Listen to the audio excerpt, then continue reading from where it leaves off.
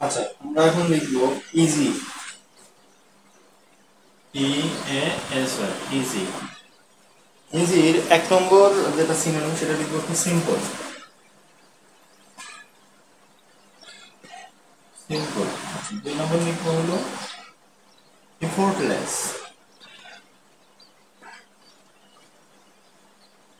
Effortless. এরপরে লিখব হলো আনডিমান্ডিং।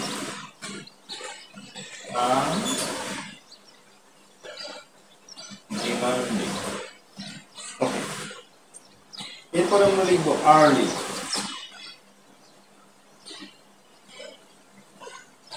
আর্লি এখন আমরা লিখব কি ফর্মাল।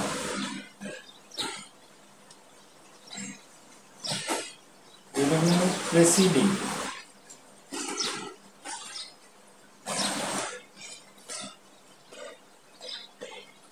তারপরে লিখব অ্যান্টিসিডেন্ট।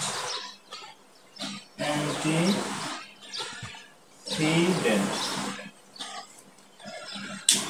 আচ্ছা, ইজি এক নম্বর synonym simple, effortless, undemanding. Early synonym formal, preceding, antecedent.